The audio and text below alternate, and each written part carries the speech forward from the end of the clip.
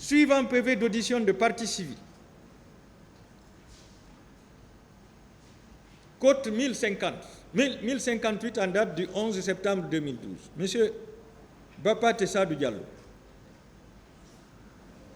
lui aussi, il déclarait devant le pool des juges d'instruction: j'ai été conduit à l'hôpital d'Onka malgré la menace des militaires, le service des urgences où il manquait de l'anesthésie. J'ai été soigné grâce à mon frère Alpha Madi, appelé par ma mère. Alors que tous les médecins étaient occupés aux soins, le ministre de la Santé est rentré précipitamment en administrant des coups de pied à certains blessés et en injuriant. Il disait ceci: on va vous tuer tous.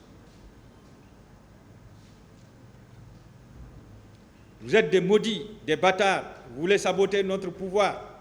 Vous allez voir. Donc, Monsieur le Président, sur les injures et les menaces de mort, tout est établi contre le colonel Abdoulaye Chérif Diaby. Sur la dissimulation des corps, tout est établi. Sur la complicité de dissimulation de corps, tout est établi. Sur la volonté de tuer, d'achever les blessés, c'est établi également. Je vais aborder sur la non-assistance à personne en danger et la séquestration. À l'audience du 24 mai 2023, M. Mamadou Ali Mouba, victime, déclarait devant ce tribunal: après avoir reçu une balle sur le pied, balle tirée par le colonel Claude Pivi et son groupe, qui quittait Petit Simbaya vers Koza, j'ai été déposé à Donka. Les bérets rouges ont refusé qu'on y accède. Ils sont blessés, ils sont dans la voiture, dans l'ambulance, ils veulent rentrer aux urgences. Les bérets rouges ont formé une haie.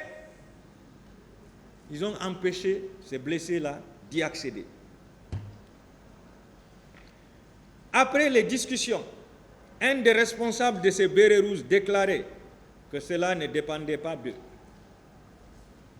mais qu'il ne faisait que respecter l'ordre du ministre de la Santé. C'est là où on le reproche de non-assistance à personne en danger. Parce que certains blessés pouvaient mourir sur place. Certains blessés, vu l'ampleur du saignement, ils allaient perdre leur vie par le refus du ministre que les blessés accèdent à l'hôpital pour être soignés. Il ajoute: lorsque j'ai voulu sortir pour éviter d'être surpris par les va-et-vient du colonel Tcheboro et ses éléments à Donka, la directrice de l'hôpital déclarait que seul le ministre de la Santé pouvait ordonner à un patient de sortir. Voilà. Dans un premier temps, il refuse aux blessés d'y accéder. Non-assistance à personne en danger. Dans un second temps, ceux qui sont là-bas ne peuvent y sortir que sur l'autorisation du ministre. Mais on est où? On est où là? Mais ce n'est pas possible. L'hôpital, c'est une administration qui est gérée par des intellectuels. Le ministre de la Santé n'a pas à s'impliquer dans la gestion des blessés, ou lorsqu'un patient veut sortir, il n'a pas à s'impliquer, sauf pour nuire. Donc c'est là où la partie civile le poursuit pour séquestration. Ça veut dire que les gens ont été séquestrés même à l'hôpital. Vous avez reçu des soins,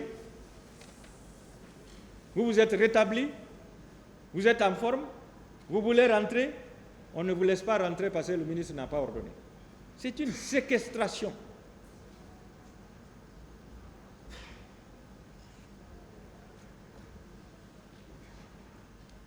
En somme, vu les déclarations des parties civiles, les témoignages apportés à l'instruction préparatoire et à la barre ici, vu la position du colonel Abdoulaye Chérif Diaby dans le gouvernement à l'époque, en tant que ministre de la Santé, chargé de protéger tous les citoyens guinéens dans le domaine sanitaire, mais surtout de prendre en charge tous les blessés et de gérer les corps conformément à la loi en respectant leur dignité.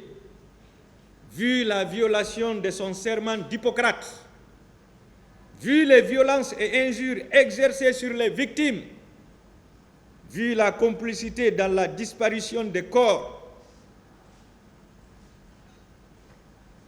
les parties civiles sollicitent que le tribunal déclare le colonel Abdoulaye Cherif Diaby coupable et convaincu de plusieurs infractions à travers la responsabilité du commandement et de sa participation personnelle dans la commission de dites infractions.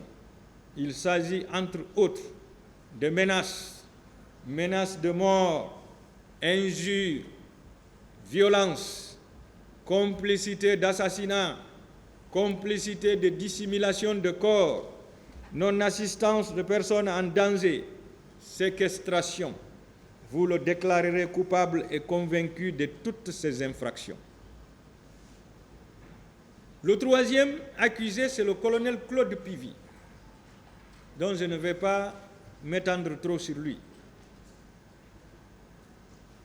Je vais parler d'abord sur la présence du colonel Claude Pivy au stade et sa participation en tant qu'auteur et complice dans les assassinats et les coups et blessures volontaires à travers les ordres qu'il donnait. Suivant le procès verbal d'audition de partie civile en date du 14 octobre 2012, Côte 1093, de M. Ousmane Sidibé, ce dernier déclarait devant le pool des juges d'instruction, sur une question de son conseil, non seulement en dehors des éléments de Thieboro, j'ai vu le groupe de Toumba qui était masqué, ainsi que Pivy dans sa pick-up avec ses éléments. D'ailleurs, Mokhtar Diallo a été mis dans sa pick-up par les éléments de Pivy en sa présence. Plus loin, répondant à une question de son conseil, il déclarait que le général Pivy, ne connaissant pas son grade, donnait ordre de les chicoter et de les fusiller. Vous savez, le colonel Pivy, le commandant Aboubakar Sidiki Diakité, dit Toumba, les deux là n'étaient pas regardables avant. On ne pouvait pas les regarder deux fois. Sinon c'était grave. Donc quand il dit que le colonel Pivy a ordonné de les chicoter et de les fusiller, ça ne me surprend pas. Ça ne me surprend guère. C'est ici que je vous ai découvert, mon commandant Aboubakar Sidiki Diakité. C'est ici que j'ai pu vous regarder, ici. C'est ici que j'ai su que vous êtes un beau gars. C'est ici que j'ai su que le capitaine Moussa Dadis Camara est un beau gars, d'ailleurs à partir de Ouaga, quand il a enlevé le béret. Il tirait le béret jusqu'ici, juste pour faire peur aux gens. Et le commandant Toumba, sa manière de porter le béret était unique. Et ses yeux étaient rouges, comme le feu. Monsieur le Président, plus loin, répondant à une question de son conseil, il déclarait que le général Pivy donnait ordre de les chicoter et de les fusiller. Mamadou Baylosso, né en 1988 à Dabola, staffeur, déclaré à l'audience du 25 juillet 2023, citation. Étant enfant de Dadis, nous étions allés au stade et au palais pour voir le capitaine Dadis. On n'avait pas été réprimés. Oui.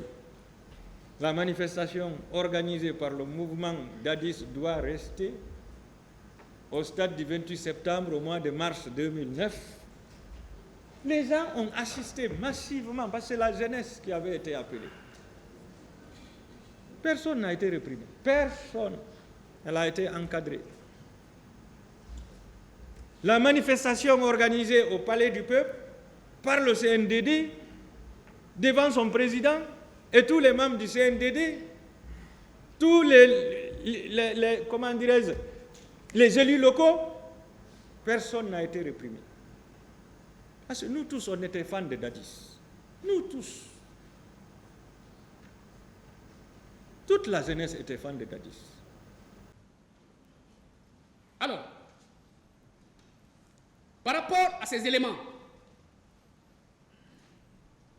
constitutifs, Monsieur le Président, j'ai dit que l'infraction non-assistance à personne en danger, avant ces éléments constitutifs, il y a des conditions préalables. Ces conditions sont de deux ordres. Les conditions liées à l'auteur lui-même et les conditions liées à la victime. Les conditions liées à l'auteur. La condition principale et fondamentale, c'est la présence physique de l'auteur sur les lieux. La présence physique. Vous avez la première, ou la deuxième d'ailleurs, l'auteur doit être conscient de l'existence d'un danger.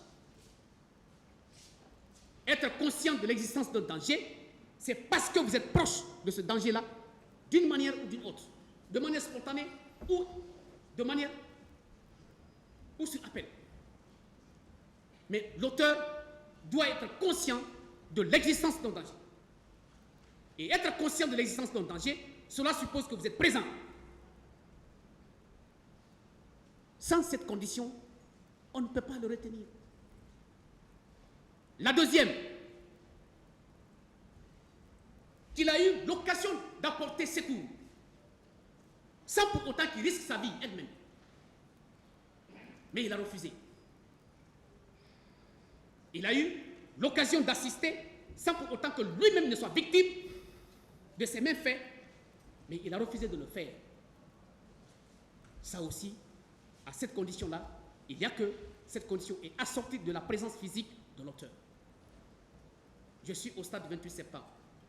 Colonel Chérif, comment il peut refuser d'assister une personne pendant qu'il n'est pas présent sur les lieux? Comment il peut refuser d'assister une personne pendant qu'il n'est pas là, pendant qu'il n'est pas au stade?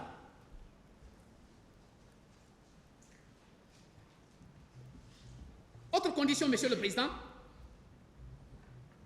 c'est qu'il a apporté son aide, pas par sa volonté, et donc par une force extérieure, il a été contraint de le faire. Si vous êtes contraint de faire une assistance, vous êtes poursuivable. Il a assisté contre son gré. Vous pouvez être retenu pour responsable. Parce que vous n'avez pas agi avec volonté. Mais toujours est-il que c'est la présence physique de cette personne-là. Mais comment quelqu'un se noie dans l'eau? Vous n'êtes pas de passage, vous n'êtes pas là-bas. Et on vous appelle au matin pour vous dire, écoutez, monsieur, hier, voilà deux hommes qui étaient dans l'eau, qui étaient en train de se noyer, tu étais de passage, tu n'as pas fait, tu n'as pas assisté. Vous êtes convoqué. Ça n'existe pas. Ce n'est pas possible. Ce n'est pas possible. L'autre condition, lui-même, il a eu l'intention de mettre en péril la personne. Au-delà de secourir, il veut véritablement nuire à la vie de la personne. Mais c'est sa présence également, Monsieur le Président. Sans ces conditions, Colonel Diaby ne peut pas être retenu pour responsable ou coupable des faits de non-assistance à personne en danger au stade du 28 septembre et environ. Au stade du 28 septembre. Pas possible le jour de la manifestation. Le jour de ces drames-là, il n'était pas présent au stade. Qu'on l'épargne de cela. Qu'on l'épargne de cela. Ça, c'est les conditions qui sont liées à l'auteur. Et toutes ces conditions citées, Colonel Chérif Diaby n'est pas dedans. Il n'est pas dedans. Monsieur le Président, la condition qui est liée à la victime, c'est qu'au moment du danger, la personne ou la victime doit être vivante.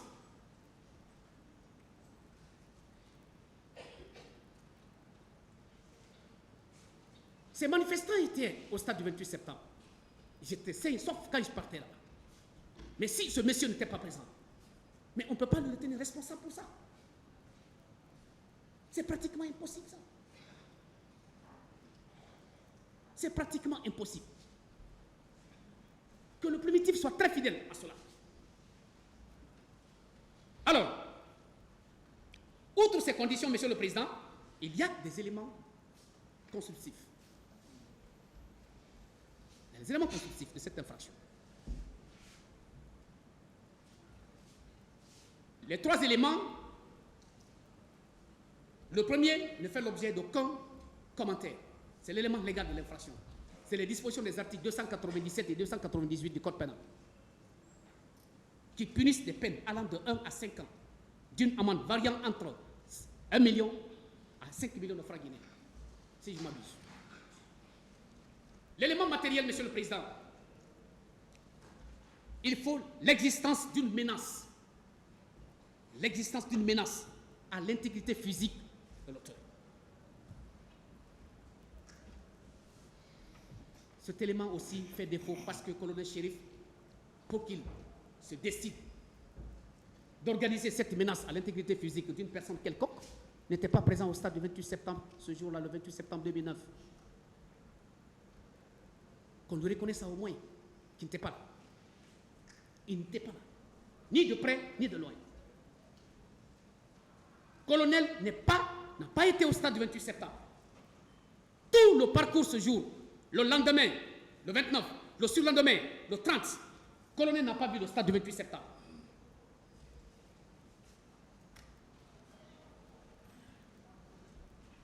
Il n'était pas là.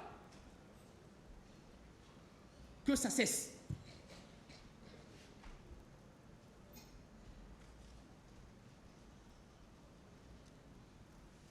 La deuxième, ou le deuxième élément, Monsieur le Président, il s'agit de l'absence d'action. L'absence d'action. Parce que, en droit pénal, on peut être poursuivi pour une omission d'action.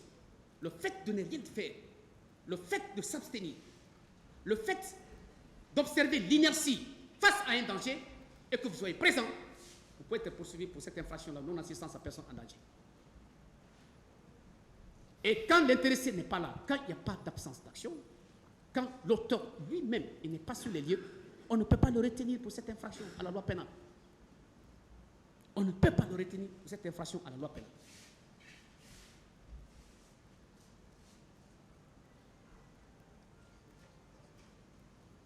Alors, le ministère public, puisqu'il n'a rien trouvé dans l'ordonnance pour pouvoir asseoir votre conviction, Monsieur le Président, il s'est attaqué automatiquement à des prétendues preuves. Ce brillant procureur, je l'ai écouté avec intérêt ici.